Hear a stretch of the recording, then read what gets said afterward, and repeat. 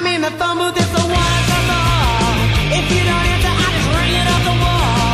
I know he said I had a call. So leave me hanging on the telephone. So leave me hanging on the telephone. What's up there, all you barrel asses, liver lips, and nitzes, and welcome to Good with the Telephones, a Jerky Boys podcast. My name is Christian Larson, and joining me, as always, for the first time, is my old friend Dan Salerno. Dan, thank you for joining me. All right, enough with the small talk.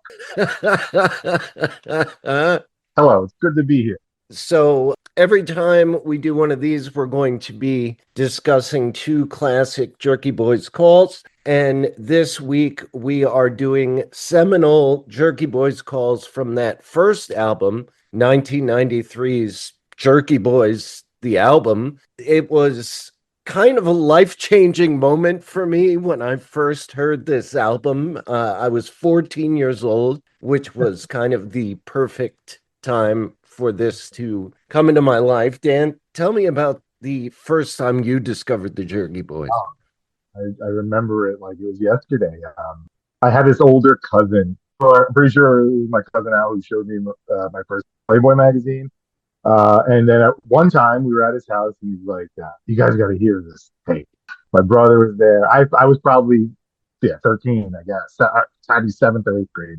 And I'm not even sure, it might have been the album, but it also might have, because before the album, these calls were circulating. So I guess it was probably the first album, but I'm not 100% sure. And I remember as soon as it came on, I just dying of laughter. And I'm pretty sure the first call that he played was the auto mechanic one, right? Work circled around you, wrap your fucking head in with a ratchet. And I just dying of laughter. And actually, then my father and my uncle walked in, and you think, oh, we're going to get in trouble or something, right? And they just sat there with us for like an hour and a half listening to these calls. And we were all cracking up. And I think that was the moment when I realized, like, I was now old enough to like listen to things with, swear words in them and stuff, and nobody would bat an eye. So that's my first, and then, yeah, like you said, it had to be, it was definitely 93, 94, something like that. And from that moment on, became not just something I enjoyed, but really part of my vocabulary. That's very true. I mean, I would have to say half of the interactions that we've had over the past 20 some years have been through the language of Jerky Boys phone calls. Right. And there's something, it almost feels like something that's been lost a little bit. I hate to be like kids today, but they have so many options. They listen, they're always on the next new thing, right? But we, back in those days, you had a tape that you loved or a show that you loved. You just watched it over and over again, right? Till it became part of your DNA. So between Jerky Boys and The Simpsons, probably made up about 50% of my vocabulary. Junior high and high school, Yeah, when I was 14, my best friend at the time, Adam Kama, who is now a distinguished military officer and JAG lawyer, he was kind of the one to show me all the cool new stuff. If there was a cool new album or a show or a movie, I remember he showed me Clerks for the first time, and that really blew my mind. But we sat in his room and listened to this album pretty much on repeat, like 5 times in a row. I don't think I've ever laughed harder in my whole life. It was just so goddamn funny. And I will go back and listen to the Jerky Boys often. And like, I've heard these calls so many times. I can recite most of them backwards and forwards, but every now and then a bit will come along that just makes me laugh, just like I did in 1993. Yeah, and you'll just be sitting around sometimes, you'll just remember it and start chuckling to yourself. Yeah, it's true. It's true. I think I was coming up to your house one day and I get on the Palisades Parkway, right? And that's all it takes. That's all it takes. I'm like, I gotta tell Chris that I'm on the Palisades Parkway. Yeah. My wife, God bless her, there are just some things that I love that she just doesn't get. And the Jerky Boys is one of them. Like, Jerky Boys references come up all the time, especially because we live in the Hudson Valley. We take the Palisades Parkway. We go to Middletown. We were That's 60 miles. so, these things pop up all the time, and she always rolls her eyes. And, I told her I was going to do a Jerky Boys podcast, and she was like, oh, cool. I think that people of a certain age, guys who are now in their mid 40s or whatever, we have this kind of shared thing, and it's pretty widespread, right? A lot of people haven't thought about it every second of every day for the past 20 years like we have, but you can still be like, oh, sizzle chest, and they'll know what you're talking about, right? Yes, indeed. And of course, the fun thing is because I have a son who's now 13, like many other things, I've been able to introduce him to it. And, kids, sometimes they'll like what you like, and sometimes they'll reject what you like or whatever. But yeah, so now even me and my son can kind of banter back and forth in jerkyisms, and that's a lot of fun. You brought up the bootleg tape, which may Yes. have been the first time you heard the Jerky Boys. I was unaware of the tape, but apparently it had been circulating since, I want to say, the mid 80s. Wow. That long. Yeah, and by all accounts, they had been making phone calls starting in the late 70s. So it had been around for a while, and then Howard Stern played some of their calls, and that's what led to their record deal. And I think that like early 90s was like the perfect time for it to kind of catch fire and to like break into the mainstream. I hesitate to use the word, but almost this kind of like punk kind of disruptive sort of humor, Yes, absolutely. It definitely fit in well with the zeitgeist of the time. So I'm going to talk about the track that I picked. Ooh, it's And exciting. It's not the funniest track on the album, but it's the first track on the album, and it really sets the tone for the Jerky Boys and for Frank Rizzo, who is kind of the main character of the Jerky Boys. Frank Rizzo, aka Paul Rizzo, aka Mike the Rookie. Mike the Rookie. Yes.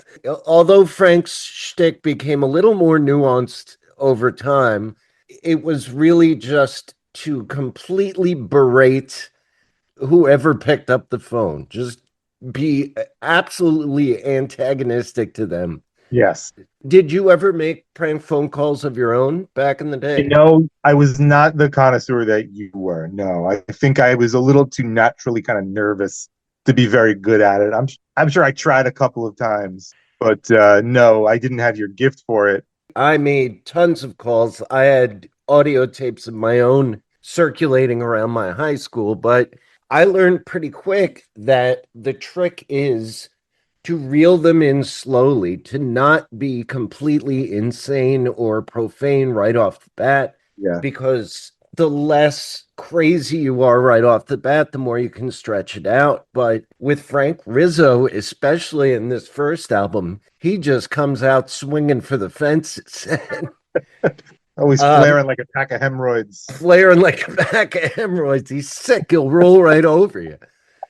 He'll wrap your fucking head in with a ratchet. This track, like I said, it's the first track off the album, and it is Frank Rizzo calling a tile company because he got a shipment of tiles. All right, now fucking half of these things are busted. Okay. All right, now I'm very angry here. He's got a job to do. You can tell it's early, and a lot of these calls are from the bootleg. They're re-edited calls from the original bootleg.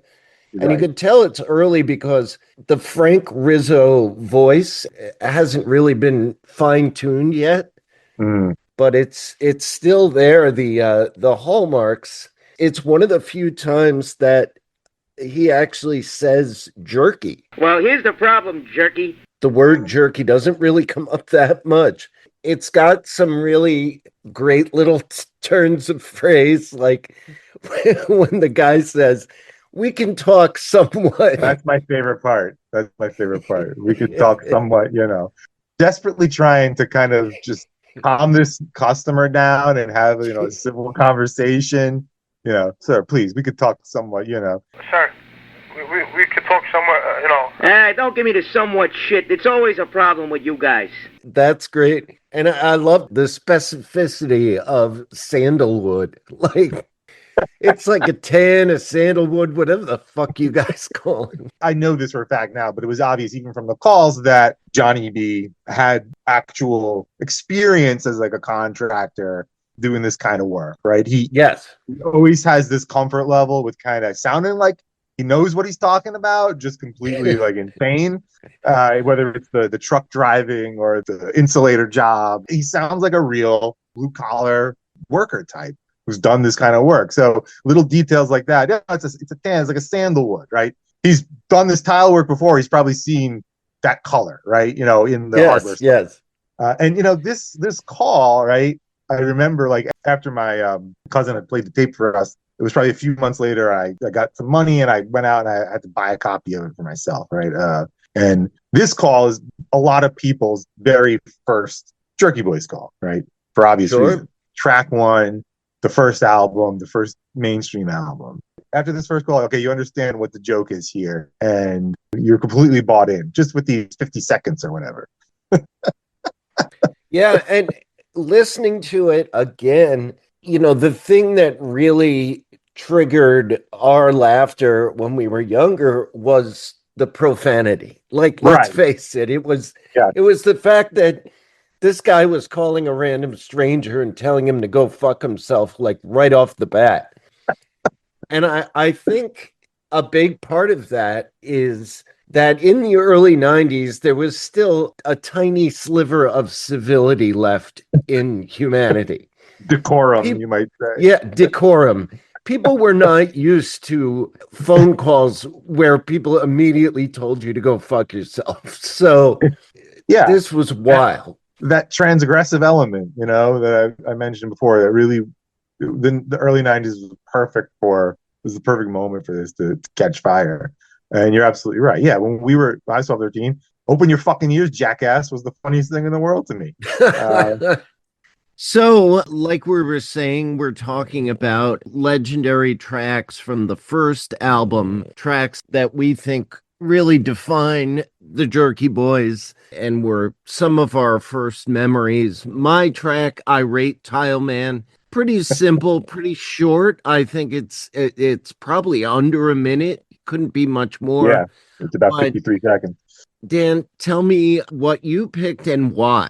I picked Saul's Glasses. This call, Saul's Glasses, there's so much to say about it. First, this is the first Saul Rosenberg track ever. It's actually not. The first one is Laser Surgery. I got hemorrhoids bad. My ass is killing me. I need help. All right, well. And again, much like Irate Tile Man, it seems like an early version of the character. It's fair to say that Saul's Glasses is the call that really, if it didn't debut the character, really establishes the character as we know and love him. And, we both picked these Johnny B calls. And that doesn't necessarily mean I think he was the better Jerky Boy or whatever. I go back and forth on whose calls I like better. But these two characters, Frank Rizzo and Saul Rosenberg, are probably the two most well-known Jerky Boys characters. It's also interesting that they're sort of opposites, right? Saul Rosenberg is like the anti-Frank Rizzo in a lot of ways. And somehow it is just as funny. Even at that young age, I remember feeling like I knew this character. Right? This character felt very real to me. I'm Jewish. I come from a Jewish family. I'm half Italian, half Jewish, so it really works for either Frank Rizzo or Saul Rosenberg. Sure. This character felt very like a character I understood. And even 13, 14, I kind of got the whole like Woody Allen thing, this is this nervous Jewish guy, right? And Frank Rizzo is the tough Italian guy. And I've often said, in thinking about Frank Rizzo and Saul Rosenberg, I've often put it in sports terms. If you ever listen to sports talk radio in New York City, like WFAN or something, sure, nutty callers call in and yell about their sports teams, right? In New York City. Yes, yes. Every Yankee fan that calls in sounds like Frank Rizzo. These fucking Yanks, they suck, they're killing me. Or we're going to kick their asses. Every Mets fan that calls in sounds like Saul Rosenberg. Oh God, the Mets are driving me to an early grave. So, this dyad or whatever, the dramaturgical dyad really captures like the two sides of, the New York, the sort of stereotypical New Yorker. I know you love this call too, obviously. Everybody does. Of course. And another thing that I was thinking for people who listen to the Jerky Boys as much as we have, those first few seconds where you hear a ringtone or you hear a certain sound at the beginning of the track, exactly what's coming next. And there's a moment like that with Saul's glasses. As soon as I hear that ringtone, I know it's Saul's glasses. You obviously can say that Saul Rosenberg is a Jewish stereotype. Yes, he's Woody Allen. Certainly, Johnny B has voiced Mort Goldman on Family Guy, whose sole purpose for existence is to be a Jewish stereotype. But I think the joke with Saul Rosenberg isn't so much that he's a Jewish stereotype. It's that horrible things keep happening to him. Yes. It doesn't matter who he is. He's just constantly tortured by everything. Yeah. Another point I want to make, you said that there are parts of Rizzo and Rosenberg, especially as someone from the tri-state area, that feel very relatable. And Johnny has often said that both Rizzo and Rosenberg are deeply inspired by people in his family and people he knew. Interestingly enough, I believe he talks about how Saul Rosenberg is kind of really based on his mother, I think is what I've heard him say. Who's not Jewish and not a nervous Jewish man, right? So, I mean, you're right that this timbre of voice, this way of enunciating things, this sort of nervous kvetching or whatever is not really just a Jewish thing. It's more deeply rooted in old school New York than just a Jewish thing, for sure. Absolutely. I mean, I grew up in an Irish Catholic family in North Jersey, and I grew up around a lot of Jewish families, and I realized that the dynamics were very similar. Yes, for sure. The moms, there was a lot of guilt, there was a lot of kvetching, hypochondria. Yeah. It's like an Ellis Island, ethnic thing. Yes.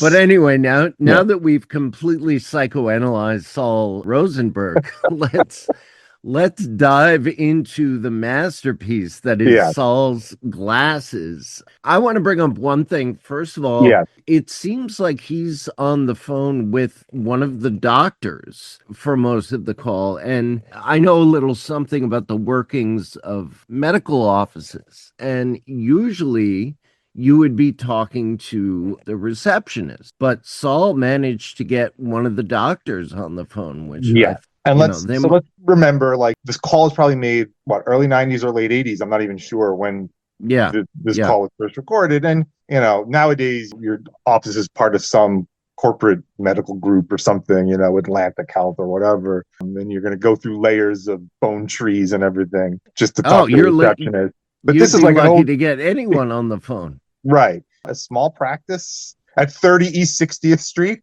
which, by the way, still to this day houses an ophthalmology or optometry. I always forget what the difference is. Office still at that address. It probably was, a couple practitioners and a receptionist, and it was probably a pretty small outfit in the days when you could just directly call into the office.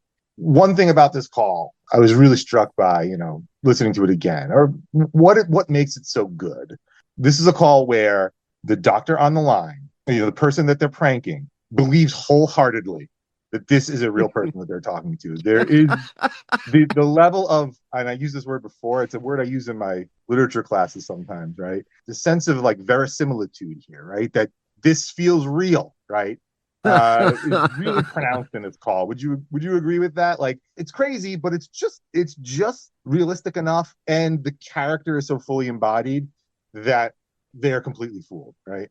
Oh, yeah. In Jerky Boys calls, there is kind of a spectrum between people who are totally invested and Yeah. people who know right off the bat that it's a gag. The staff of this ophthalmology office is all in. I think it might be because they feel like, in sales terms, he might be a whale. Like he might be somebody who would They can come get in him to and buy anything. spend Lenses, bifocals. hundreds of dollars Yeah. on glasses he doesn't need, So I think that might have something to do with it. Yeah. By the way, like in terms of like the opposite end of the spectrum, like you were saying, the one that always comes to mind for me is the balloon guy. Yes. Jerky Boys 3, maybe. I'm not even sure which album. Yeah. It's clear the guy on the other line is just realizes it's a bullshit call like 10 seconds into the game. Yeah. I feel like that'll probably be a good theme for an episode in the future. Right. Is people who were in on it from the beginning. One of the first bits in this call is about the Empire State Building.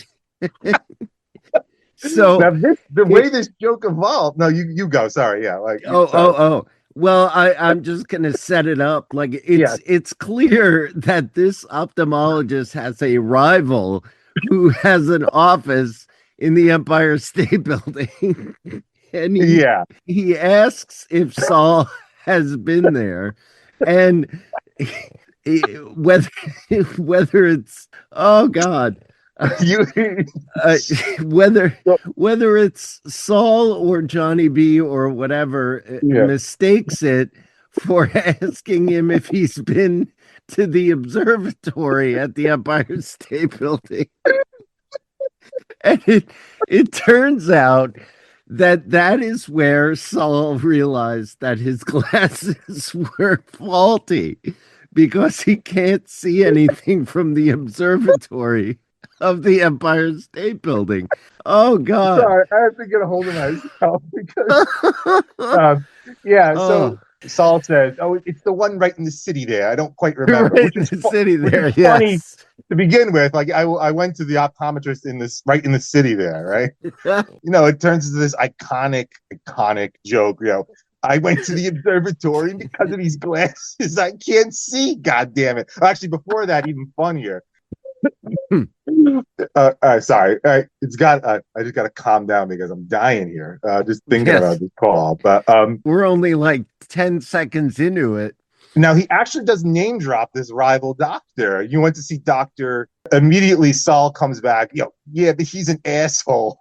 That is one of the biggest laugh lines of the call. So you went to see Dr. Yeah, but he's an asshole. I couldn't see so good from the Empire State Building. And yes, obviously the name was cut out. There are some weird edits throughout these calls that we'll get to.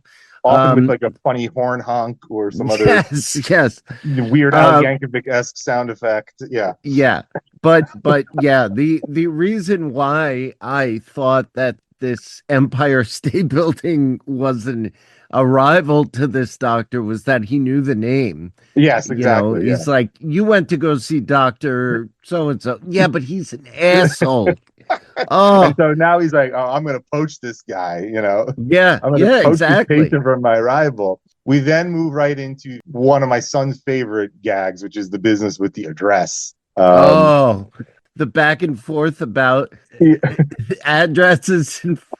Right. We're at 30 East 60th Street. 35 78th Street. Okay. No. And it pays off later in the call when he asks him to restate the address, right? This is beautiful. Like, this is a thing of like prank phone call beauty because it's not intentional. It's not planned. He's riffing, right? He's taking what he gets and he's working with it. He painstakingly lays out the address. 30. Okay. East 60th Street. Street. All right. Then later in the call, the doctor, knowing that this guy is, half senile or whatever, asks Yes. him to repeat the address. Ah! And very famously, I don't know. You say 3587? No, 30 East 60th Street. 30 East 60th Street. I think part of the appeal of this call, a New Jersey legend died recently, Uncle Floyd Vivino, who I don't know if you're very familiar with him. He had a long-running public access show in New Jersey, but so much of what he did was inspired by vaudeville, like old-timey Abbott and Costello kind of stuff. Right, and yeah. the kind of cheesy, semi-improvisational back and forth. And so much of this call, I realize, reminds me of that kind of vaudeville humor. And the doctor is like the straight man to yes. Saul Rosenberg. It's like who's on first? 3587. It's like you're right. It's like an unintentional or like a one man who's on first, where the other person involved has no idea they're part of a routine. Yeah, you're right. Yes, yeah. And the old Jewish sort of timbre and the old New York manner of speaking really kind of plays into that too. Still so much more to say about this call. Oh yeah. The next thing I have written down is a quote. I would have remembered you. Which the doctor makes a point. I would have remembered you. Yes, he absolutely would have remembered if Saul Rosenberg had been in his office. And Saul asks, do you wear glasses? Which, Yeah. probably is set up for some kind of, I'm going to complain about my glasses now, and maybe you'll understand, which the doctor, I think, interprets as, no, I don't wear glasses. In other words, I'm not blind. I would be able to remember you. He would absolutely remember him. Asking the doctor if he wears glasses is kind of his way of like establishing, like, if you wear glasses, you understand what I'm going through. You'll empathize. Establishing a sort of, I want to say, rapport. Yeah, sure. If the doctor wears glasses, surely he knows the horrors that Saul Rosenberg has been through. The beating heart of the call is like right in the middle, where the doctor tries to get him to make an appointment, right? Yes. Which is like becomes like a sort of Shakespearean experience, like a Greek tragedy or something. He tells him the address, and Saul asks him a very famous question. Should I bring all my glasses with me? You need an examination. And all my glasses? Should I bring all my glasses? Yes. Honestly, an old man going to an optometrist and bringing with him all the glasses he has lying around his house is probably not the strangest thing. But he also says he's going to bring all of his shoes. Yeah, which is the bit that makes it so classic. Yes. Yeah, probably either this or something I'm going to talk about in a second. Probably the things that have always made me laugh. And, again, I'll bring all my shoes and my glasses with me. So I have them. I have them. It's capturing like this old Jewish or whatever, this old guy's vulnerability. Yes. Like having all his, orthopedic shoes and everything, anything the doctor might possibly want to look at just for his own comfort. And also the idea that all my glasses, like he goes around to optometrists constantly looking for the perfect pair of glasses because he's blind. So he's got all these glasses saved up or, collected. And the doctor is, as this is happening, just trying to like ask simple questions, right? Mr. Rosenberg. Sure. Do you want to see the ophthalmologist? Right. You need an appointment. I'm sorry. You need an appointment. Okay. Okay, hold on. I'll have my girl make an appointment for you to see the doctor. Okay, do you have the address?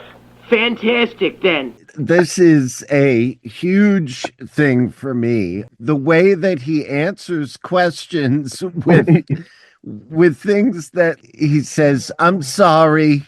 Okay. Right. Like he keeps getting asked questions and responding with things that have nothing to do with it. What we call non sequiturs. Well, yes, of course.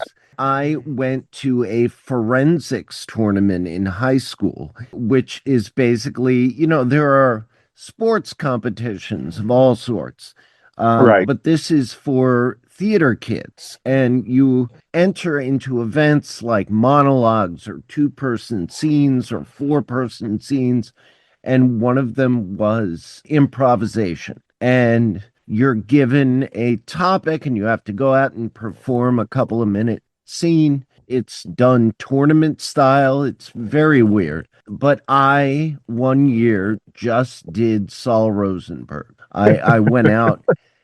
Every character I was Saul Rosenberg. And I always used this technique of going, I'm sorry. Yes. Thank you. Fantastic. Fantastic. Answering every question with just a complete non sequitur, going, yes, hello, hi, I'm sorry, thank you, fantastic. And we made it all the way, and the judges would give you their handwritten notes at the end, and one of them wrote, good job, Jerky, which I was like, oh man, that's awesome. But as you said, this call really fleshes Saul out as a Yeah. character. You learn so much about him. And again, it's someone you've known. Like, I had an elderly relative who's lived in a cluttered apartment and had 30 pairs of reading glasses from the drugstore scattered around the room. Um, Right. but Um, so we're introduced to a very big character next, someone who looms large in the lore of the Jerky Boys, Barbara. right. Real quick. So the Yeah. transition to Barbara is actually really good prank phone callery. And I want to point this out. This is worth pointing out because a lesser prank phone caller would have, I think, maybe bungled the call here. We repeat the address joke, right? Sort of. The doctor brings it back and we get, 3587. And the doctor says, Yes. again, no, 30 East 60th Street. Now, this is a moment where a lesser caller would have just done the whole, I'm an old deaf idiot and I can't remember the address. And we would have Yeah. gone through the whole messing up the address thing again. But the second time, once the doctor says 30 East 60th Street, Johnny knows we want to get to another bit, another joke here. We want to progress this call, right? Yeah. So Saul Rosenberg gets it right. 30 East 60th Street. Okay, thank you, right? That's such a small thing, but it's brilliant. I mean, I don't know, maybe I'm gushing a little too much here, right? But you get what I'm saying, right? Yes, He doesn't go for the absolutely.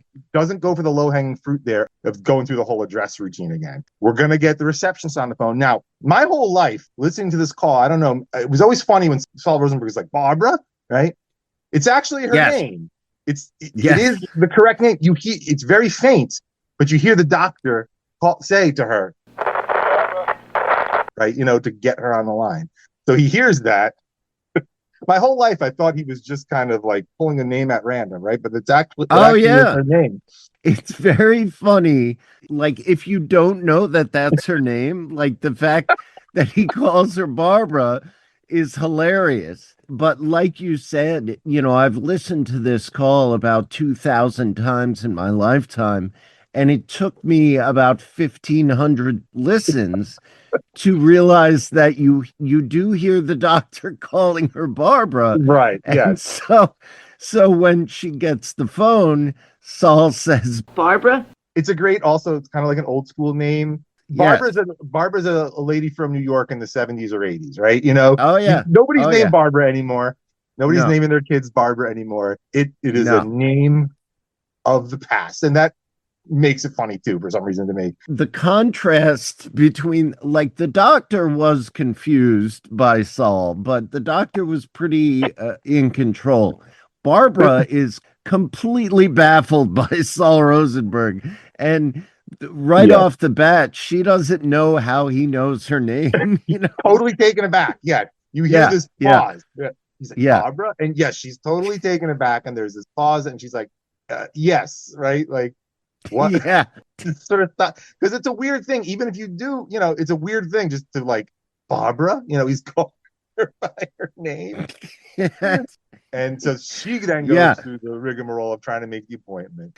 At this point, Saul really starts coming on strong, using kind of outdated things like honey baby, and Yes. asking if she will be present at his appointment. The line, when she's like, "You want to come in tomorrow?" I think my favorite line of this segment of the call is he's like, "Sure, if you're free." Like you're saying this to the Yes. receptionist, "Oh, yeah, is that a good time for you?" Like she's the one trying to make the appointment, Sure, Yes. if you're free, like they're If going you out are for coffee free. or something. Well, he wants to make sure that Barbara's the one who Right. checks him in, and maybe they can chat and they'll hit it off. Who knows?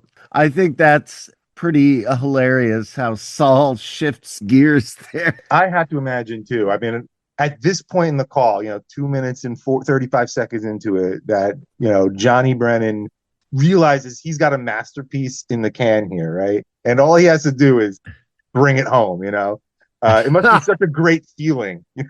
You hit like a grand slam. You've like painted the Mona Lisa. You've written the Ninth Symphony or whatever, and you just gotta bring it home now. Just very sweetly brings the call to a close. Doesn't get super over the top and sort of spoil it by letting the gag out of the bag or whatever. Thank you, sweetheart. Oh yes, okay, bye bye, right? And just brings it to a close because you've got it. You've won. You've won the prank phone call sweepstakes for all time here. And you mentioned before the contrast between Saul Rosenberg and Frank Rizzo, and the way that this call ends up, everyone's happy, Right, I yes. guess. But Frank Rizzo, his whole existence is antagonizing the person he's talking to. Yeah. Right, you're right. Everybody ends this call happy. They were probably sitting there waiting. I feel a little bad. They were waiting for Saul Rosenberg Waiting to for come in. Saul Rosenberg to come in probably- with a bag of glasses in one hand and a shoes. bag of shoes in the other, and a big wad of cash. And Right. you know, I have no idea about like the afterlife of these calls. I suppose at some point when they had the record deal, they had to track these people down. And from what I've read, they had to track these people down and they had to come to some sort of financial arrangement. Obviously, some were harder to get agreements from than others. yeah, But for the most part, I feel like they're pretty cool with it. And they're like, look, you're going to get $1 every time we sell a Jerky Boys album. right. And no one in this call looks bad. That's another thing we've said already, right? Nobody comes up looking bad in this call. The doctor's very professional. The receptionist does her job. They're empathetic to this guy.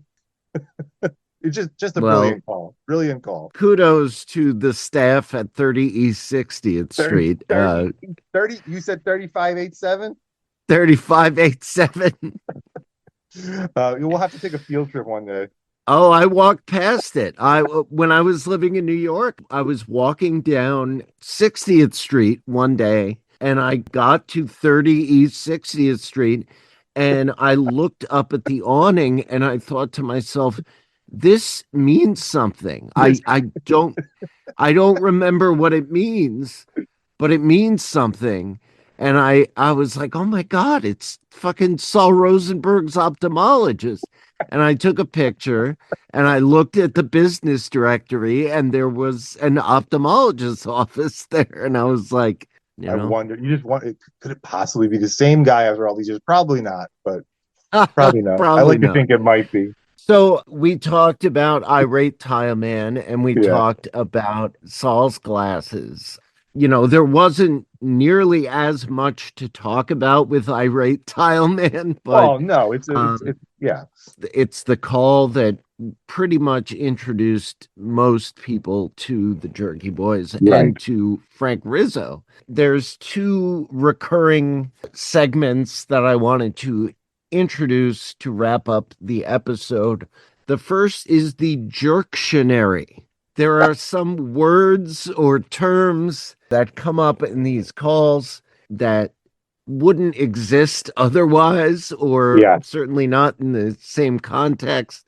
I'm putting down jerky because calling someone jerky, like, Yes. it wasn't really a thing, but it No. became a thing because of the Jerky Boys. And like I said before, you don't actually hear the word come up very often in the Jerky Boys calls, but it's an iconic word, Yeah. at least the way it's used. So I'm putting jerky down in the jerktionary. Um, Beautiful. is there anything from Saul's You know, glasses? I don't. Johnny is a master of neologism or whatever, right? Of Yeah. the like making up these new coining these terms and phrases. That's not the humor of Saul's glasses, and it's really more of No. it's mostly a Frank Rizzo thing, maybe Yes. a Yes. Kissel thing to an extent, right? I don't think we have any jerktionary candidates. You know, you could say Fantastic Dan said in just that way with just that Yeah, tone but but it's still not a we could do a whole category of our favorite quotes, but that would fill up pretty quick. but as you know, we'll have so many of these terms to talk about Yes, and it's a big part of the art of these calls for sure. absolutely. And as you said, it does tend to be more of a Frank Rizzo thing. The other is the Jerky Boys tour of New York. Okay. And obviously 30 East 60th Yes, Street is yes, on that. You might even say the observatory of the absolutely. Empire Absolutely. State Building. Observatory of the Empire State Building for sure. And you know, the geography is another part of what gives these calls like a real feeling of genuineness, right? Yeah. Whether, like you said, talking about upstate New York or the Hudson Valley, or you're talking about Manhattan or Queens or whatever, right? That geographical specificity is part of the humor. Yeah. And I think, as you said before, with Irate Tile Man and about how Johnny clearly has a background in contracting or construction, Yeah, the fact that they both live in New York City gives them a bit of authenticity that gets them farther than they otherwise would have with these absolutely. calls. Absolutely. You know, if you're calling about a job and the guy asks you a question and you can answer it sort of ridiculously, but also to the point where you clearly understand the question, right? You're not going to immediately get hung up on. As they say famously in the movie, right? A couple of lowlives from Queens, and that's part of what makes it work. Well, the movie is an episode unto itself. All right. Well, that was the inaugural episode of Good with the Telephones. I want to thank Dan Salerno for being here with me. It was a lot of fun. My pleasure. Talking about these calls, and we'll be doing more of it in the future. And thanks for listening. Yeah. See you later. All right. Nick. See you a little later then, Nick. You got me sick as a dog. You got me sick as a dog. You got me sick as a dog. I can't have that. You got me sick as a dog. You got me sick as a dog. You got me sick as a dog. All right.